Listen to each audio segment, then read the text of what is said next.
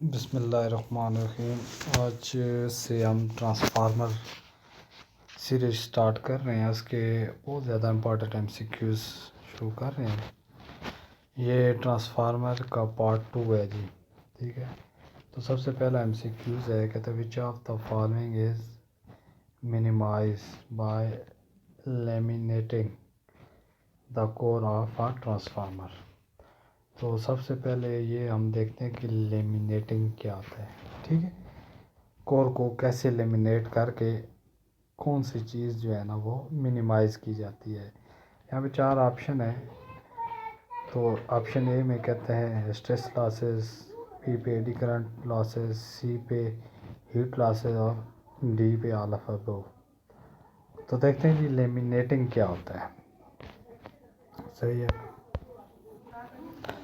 अच्छा जी, ये जो है ट्रांसफार्मर का इंटरनल स्ट्रक्चर है, ठीक है। जो ट्रांसफार्मर के इंटरनल जो है ना ये कोर होती है, ये देखें। और हर कोर को जो है ना पत्रीदार बनाया जाता है। इस तरह कोर होती है ट्रांसफार्मर की, ठीक है। इस तरह एक पतरी होती है, इसके ऊपर दूसरी पतरी को क्या किया जाता है, लेमिनेट किया जाता है, ठीक है। इसको लेमिनेशन कहते हैं, ठीक है। तो ये जो है ना एक पतरी के ऊपर दूसरी पतरी को ये लेमिनेट किया जाता है, ठीक है। तो ये इसकी प्राइमरी वाइंडिंग है ट्रांसफार्मर की, ये वाला, और ये है सेकेंडरी वाइंडिंग, ठीक है। तो ये है ट्रांसफार्मर की कोर। सही हो गया। तो जब ट्रांसफार्मर को वोल्टेज दिए जाते हैं, इनपुट से ट्रांसफार्मर को कनेक्ट किया जाता है, तो इसमें ये देखें मैग्नेटिक फ्लक्स प्रोड्यूस हो रहा है, ठीक है। ये मैग्नेटिक फ्लक्स इस तरह यहाँ से प्राइमरी से सेकेंडरी की तरफ ये लिंक कर रहा है, मैग्नेटिक फ्लक्स। तो हमारे पास एक लेंज लॉ है। लेंज लॉ क्या कहता है, ये हमारे पास एक कंडक्टर है, ठीक हो गया। कहते हैं किसी भी कंडक्टर में से जब करंट फ्लो होती है तो उसके गिर्द क्या पैदा होता है, मैग्नेटिक फ्लक्स पैदा होता है, ठीक है। और यहाँ पे ये है कि एक ये ट्रांसफार्मर कोर, इसमें से जब फ्लक्स इसके साथ लिंक करता है तो इसमें क्या पैदा होता है, करंट। उस करंट को कहते हैं एडी करंट कहते हैं, उस करंट को एडी करंट कहते हैं। तो अब इस करंट को ना तोड़ने के लिए तो क्या करते हैं, हम कोर को इस तरह ये देखें एक पतरी है, दूसरी, तीसरी, इस तरह एक दूसरे के ऊपर लेमिनेट करते हैं, ठीक है। तो करंट का ये है कि जब भी मतलब इसका जो है ना डायामीटर जो है ना कम करेंगे तो करंट जो है ना कम होगी। मतलब करंट को कम करने के लिए इसको लेमिनेट करते हैं, इसका डायामीटर कम करते जाते हैं इस कोर का ना। ये हर पतरी को दूसरे के ऊपर लेमिनेट करके इस कोर का जो है ना डायामीटर कम करते हैं, ताकि करंट को तोड़ते हैं, एडी करंट को तोड़ने के लिए। तो ये एडी करंट को मिनिमाइज़ करने का ये इस वजह से कोर को जो है ना वो करते हैं, लेमिनेट करते हैं। तो इसमें से ये हमारा आंसर जो हो गया वो बी आंसर करेक्ट है, एडी करंट लॉसेस, ठीक हो गया। अगला क्वेश्चन है हमारा, the function of breather in a transformer. तो देखते हैं ब्रेदर क्या है, ट्रांसफार्मर में ब्रेदर का काम क्या होता है, ठीक है। अच्छा, ये देखें हमारे पास एक ट्रांसफार्मर की डायग्राम है। तो ये ट्रांसफार्मर के ऊपर ये कंजर्वेटर टैंक है, ये ब्रेदर है। ये देखें, ये इसके साथ ये ब्रेदर है, ये बुशिंग है जिससे हम ट्रांसफार्मर का आउटपुट कनेक्शन लेते हैं, ठीक है। और ये इसके साथ जो है ये पाइप होते हैं, ये कूलिंग ट्यूब्स होती हैं, इनको कूलिंग ट्यूब्स कहते हैं। इनके ज़रिए आयल जो है ना, जब आयल गर्म होता है तो हल्का होकर ऊपर आ जाता है, ठीक है। और ज़्यादा जब आयल जो है ना वो क्या नाम है गर्म होता है तो ये कंजर्वेटर टैंक में आ जाता है। ये टैंक आधा आयल से भरा होता है, आधा खाली होता है। तो फिर आयल ठंडा होकर ना वापस ये देखें इसके ज़रिए वापस ट्यूब के ज़रिए ट्रांसफार्मर में चला जाता है। तो ये जब वाइंडिंग हीट अप होती है ना, तो ऑयल क्या करता है, वाइंडिंग में से हीट अप को ऑब्ज़र्व करके तो हल्का होकर ऊपर चला जाता है। तो ये कन्वर्टर टैंक में आ जाता है, तो फिर इधर से इसके ज़रिए जो ना वापस ठंडा होकर वापस ये नीचे चला जाता है। तो इसके दरमियान एक लगी होती है क्या नाम उसको बोलते हैं, जो ट्रांसफार्मर की प्रोटेक्शन करती है, उसको कहते हैं पिचल रिले या बिकर रिले भी बोलते हैं उसको। तो जब ट्रांसफार्मर का आयल हीट अप हो के हल्का हो के जब ऊपर आता है कंजर्वेटर टैंक में, तो ये यहाँ पे एक लगी होती है बिकल्स रिले। तो वो मैकेनिकल ऑपरेटेड होती है। जब ट्रांसफार्मर प्रेशर से ना, ट्रांसफार्मर का आयल प्रेशर से उसको मतलब उसके साथ लगता है, तो वो रिले क्या करती है, ट्रांसफार्मर को अपना उससे डिस्कनेक्ट कर देती है ना, लोड से, उससे प्राइमरी को डिस्कनेक्ट कर देती है जो रिले लगी होती है। तो यहाँ पे पूछते हैं ब्रेदर का काम क्या होता है। ब्रेदर का काम ये होता है कि जब ट्रांसफार्मर ऑयल ठंडा होता है तो ये सांस लेता है, सांस मतलब अंदर ये क्या करते हैं, एयर को ना, एयर ब्रेदर के ज़रिए एयर को अपने अंदर ये लेता है, ऑब्ज़र्व करता है। तो ब्रेदर के अंदर एक सिलिका जेल रखी जाती है। सिलिका जेल ब्रेदर के अंदर होती है और जिसका काम है कि एयर में मॉइस्चर या नमी वगैरह को ये क्या करती है, ऑब्ज़र्व करती है। ठीक है। और ये भी पूछते हैं कि सिलिका जेल का कलर क्या आता है, ये भी एमसीक्यूज आता है। ब्रेदर का फंक्शन क्या है, ये एमसीक्यूज आता है। कंजर्वेटर टैंक का मैंने आपको बता दिया। ये ट्यूब्स, कूलिंग ट्यूब्स, और ये ट्रांसफार्मर के जो है ना, और भी बहुत ज़्यादा मतलब तरीके हैं कूलिंग के।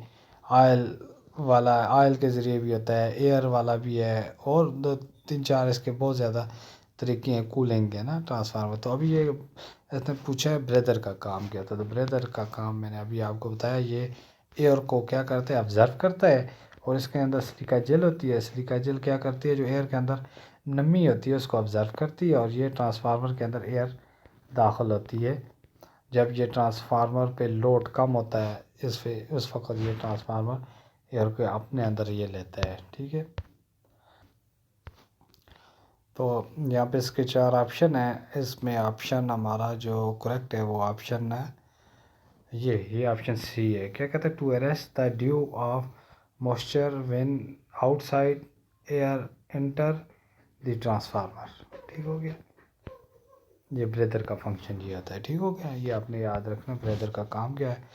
उसकी मैंने डायग्राम वगैरह भी आपको दिखा दी। अगला हमारा नेक्स्ट जो क्वेश्चन है वो कहता है जी, कहता है iron losses in a transformer occur in. तो आयरन लॉसेस का पूछता है, ये ट्रांसफार्मर अकर किधर अकर आते हैं। ठीक है। नंबर 1 कहता है कोर में होते हैं, वाइंडिंग में होते हैं, इंसुलेटिंग ऑयल में होते हैं, या मेन बॉडी में होते हैं। तो ट्रांसफार्मर में 2 किस्म के लॉसेस होते हैं। एक को कहते हैं आयरन लॉसेस, और दूसरे को कहते हैं जी कॉपर लॉसेस। ठीक है। कॉपर लॉसेस, जो आयरन लॉसेस होता है, ठीक हो, ये कोर में आता है। ट्रांसफार्मर की कोर मैंने आगे आपको दिखाई गई। इसके अंदर जो होता है वो इस तरह कोर होती है। कोर के अंदर कौन सा लॉसेस होता है, आयरन लॉसेस। और जो कॉपर लॉसेस होता है ये ट्रांसफार्मर की वाइंडिंग में होता है। ये वाइंडिंग है इसकी।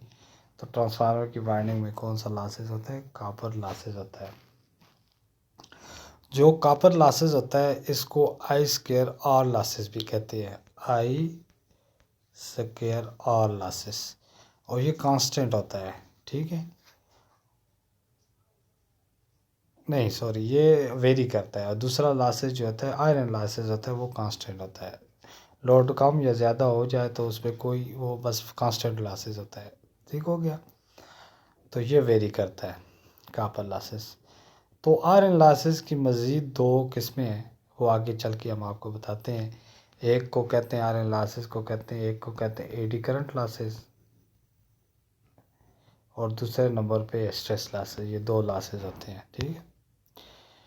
तो यहाँ पे उसने पूछा है कि जो लॉसेस आता है आयरन लॉसेस ट्रांसफार्मर, तो ये किधर होता है। तो ये आयरन लॉसेस कोर में होता है। ठीक है। अगला क्वेश्चन हमारा है, कहते हैं यहाँ पे क्या कहते हैं, under no load condition which of the following losses is negligible. हाँ, नो लोड में उसने पूछा है कि कौन सा लॉसेस जो है ना वो नेग्लिजिबल होता है जी नो लोड कंडीशन में ना। तो अच्छा, मैंने अभी आपको बताया था कि जो मतलब कांस्टेंट लॉसेस होता है वो आयरन लॉसेस होता है, ठीक है। और दूसरा लॉसेस होता है कॉपर लॉसेस, ठीक हो गया। कॉपर लॉसेस को आइस्क्वायर आर लॉसेस भी कहते हैं। और ये लोड के साथ वेरी करता है, लोड जब बढ़ता है तो ये लॉसेस बढ़ता है, ठीक हो गया। लोड जब कम होता है तो ये लॉसेस कम होता है।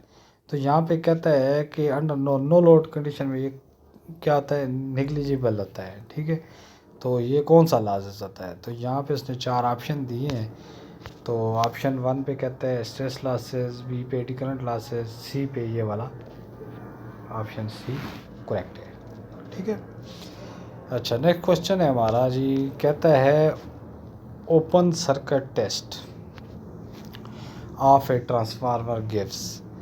तो कहते हैं ओपन सर्किट टेस्ट हम किस वजह से लेते हैं। 4 ऑप्शन दिए, stress losses, eddy current losses, sum of stress and eddy current losses, और डी पे कॉपर लॉसेस।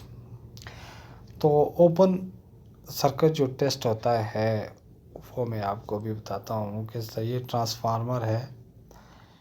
मैं अच्छा जी, ये हमारे पास डायग्राम है ना, ठीक है। ये मैंने ट्रांसफार्मर की डायग्राम, तो इसमें वो अभी उसने पूछा कि ओपन सर्किट किस तरह था ना। ओपन सर्किट में ये होता है कि ये हमारे पास यहाँ पे सेकेंडरी में ना यहाँ पे लोड लगा होता है, ठीक है। लोड लगा होता है, यहाँ से इनपुट हम देते हैं। तो हम इस तरह करते हैं जब हम नो लोड लॉसेस इसका जो है ना ओपन सर्किट टेस्ट जब करते हैं, तो उसमें इस तरह करते हैं हम, इस ये जो इसकी सेकेंडरी साइड होती है ट्रांसफार्मर की, इसको ओपन कर देते हैं इस तरह, उसमें लोड को हटा देते हैं, इस तरह ओपन होती है और उसमें कोई लोड नहीं होता। तो फिर हम इस तरह करते हैं, उसकी जो प्राइमरी को ना, हम प्राइमरी को इनपुट जब देते हैं, इनपुट सप्लाई जब प्राइमरी को यहाँ पे देते हैं, तो फिर हम इस तरह करते हैं, यहाँ पे हम वोल्ट मीटर को कनेक्ट करते हैं और एम्पेयर मीटर को, एम्पेयर्स के एम्पेयर मीटर को सीरीज़ में लगाते हैं, वोल्ट मीटर को पैरेलल में लगाते हैं। तो उसका मकसद ये होता है कि हम जो है ना इसमें इसके जो है ना अपना stress losses, eddy current losses हम मालूम करते हैं ओपन सर्किट टेस्ट की वजह से। अच्छा, वो इस तरह करते हैं, ये हमारे ट्रांसफार्मर की ना ये प्राइमरी वाइंडिंग है ये, ठीक है। ये सेकेंडरी वाइंडिंग है। तो सेकेंडरी वाइंडिंग को हम क्या करते हैं, ओपन करते हैं, लोड हटा देते हैं। तो प्राइमरी में यहाँ पे इस तरह करते हैं, यहाँ पे एम्पेयर मीटर लगाते हैं, ठीक हो गया। और यहाँ पे ना हम वाट मीटर लगाते हैं, ठीक है। इसकी 2 कोयल होते हैं, एक प्रेशर कोयल और एक करंट कोयल। प्रेशर कोयल को इधर जोड़ते हैं, ये हमारा वाट मीटर है, और यहाँ पे ना इसको यहाँ पे हम रखते हैं वोल्ट मीटर, ठीक है। इससे हमें एम्पेयर भी पता चलता है, वाट मीटर की जो रीडिंग आती है ना यहाँ पे, तो इससे पता चलता है कि हमारे जो अपना आयरन लॉसेस कितने हैं, ठीक है। आयरन लॉसेस कितने हैं, आयरन लॉसेस क्या नाम है निकालने के लिए हम ओपन सर्किट टेस्ट लेते हैं। आयरन लॉसेस में एडी करंट लॉसेस आते हैं और स्ट्रेस लॉसेस आते हैं। 2 लॉसेस आयरन लॉसेस की, 2 किस्में, एडी करंट और स्ट्रेस स्ट्रेस लॉसेस, ठीक हो गया। अच्छा, नेक्स्ट हमारा जो क्वेश्चन है ये कहते हैं copper losses in a transformer. Copper losses किधर आते हैं, तो कॉपर लॉसेस होते हैं जी वाइंडिंग में होते हैं, और आयरन लॉसेस होते हैं कोर में होते हैं, ठीक हो गया। अगला क्वेश्चन हम देखते हैं, कहते हैं जी which test on a transformer provide information about regulation, efficiency and heating under low load condition. तो यहाँ पे उसने मतलब कहते हैं कि वो कौन सा टेस्ट है। एक ऐसा टेस्ट होता है ना ट्रांसफार्मर में जिसमें वो क्या नाम है, तीनों चीज़ें हमारे पास आ जाती हैं। तो मतलब उस टेस्ट को हम बोलते हैं जी अपना बैक टू बैक टेस्ट, ठीक हो गया। इसका ऑप्शन नंबर बी करेक्ट है। बैक टू बैक टेस्ट जो होता है वो क्या क्या चीज़ें हमें देता है, रेगुलेशन देता है, एफिशिएंसी उससे हम ट्रांसफार्मर की मालूम कर सकते हैं, और ये अंडर क्या नाम है, हीटिंग अंडर लोड कंडीशन में, ये तीनों चीज़ें हम जो है ना इसमें निकालते हैं। तो अभी देखते हैं हमारा नेक्स्ट क्वेश्चन क्या है। अच्छा, नेक्स्ट जो हमारा क्वेश्चन है, नेक्स्ट क्वेश्चन वो कहते हैं for a transformer the condition maximum efficiency. तो मैक्सिमम एफिशिएंसी ट्रांसफार्मर की कब होती है, जब ट्रांसफार्मर के कॉपर लॉसेस और आयरन लॉसेस क्या होते हैं, आपस में बराबर होते हैं। तो इसमें ऑप्शन सी करेक्ट है। यहाँ पे कॉपर लॉसेस और आयरन लॉसेस आपस में इक्वल जब होते हैं तो क्या होता है, ट्रांसफार्मर की एफिशिएंसी क्या होती है, मैक्सिमम होती है। ठीक है, नेक्स्ट क्वेश्चन हमारा है, कहते हैं AD current losses in a transformer core can be reduce. तो ये मैंने पहले क्वेश्चन में बताया था कि एडी करंट लॉसेस को कैसे रिड्यूस करते हैं। तो यहाँ पे कहता है जी reducing the thickness of lamination. Answer है इसका करेक्ट है, reducing the thickness of lamination. ठीक हो गया। नेक्स्ट क्वेश्चन है